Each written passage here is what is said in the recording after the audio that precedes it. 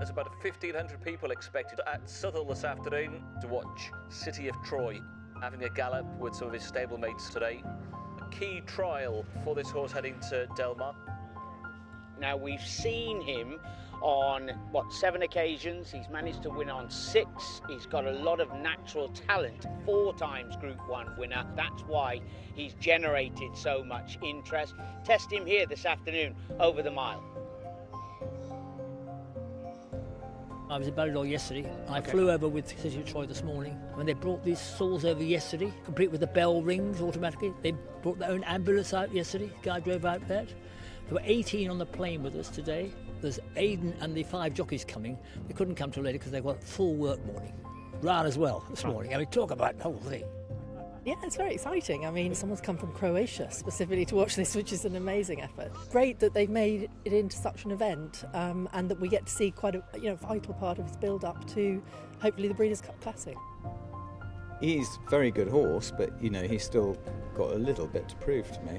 But if he wins the Breeders' Cup Classic, he'll be right up there in the top 2 or 3. Yeah. And the Breeders' Cup Classic is when there's European involvement and good European involvement. It can be one of the great flat races, and I'm sure should be the race of the season.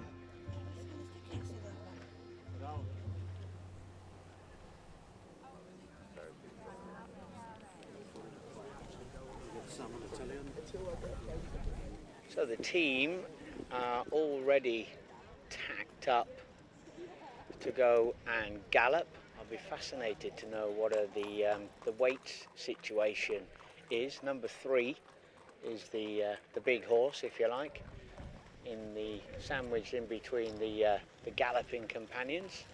All seem very relaxed.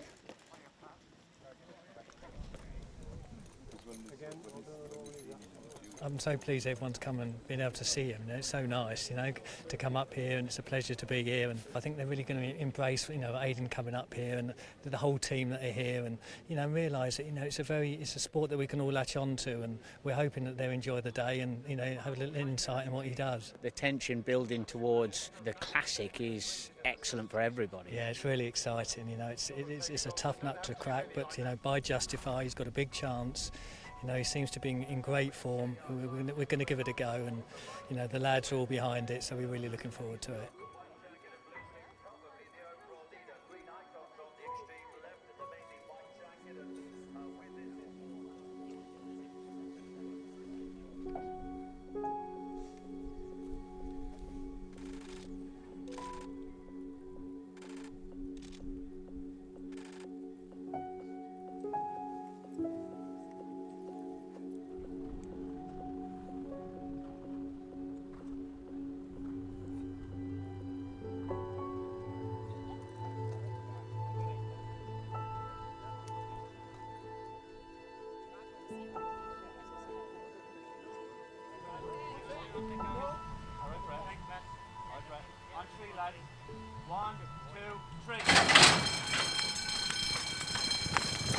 And they jump away to work over the mile.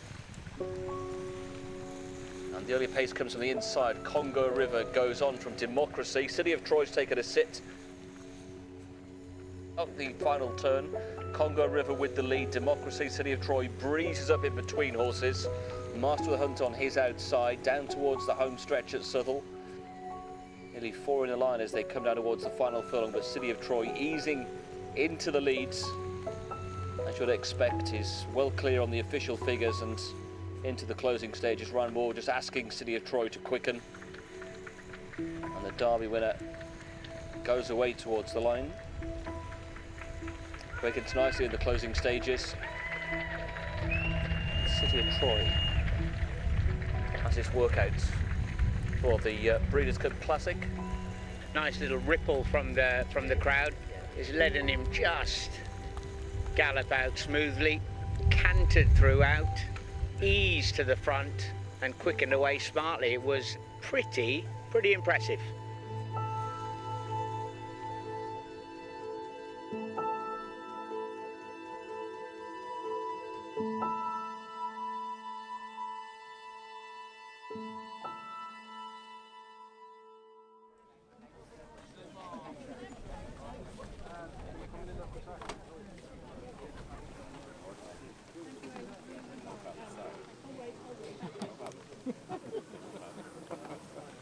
Superstar, rock star, isn't it? Southwell's not seen this many people. Yeah, thank you very much. That one, sorry.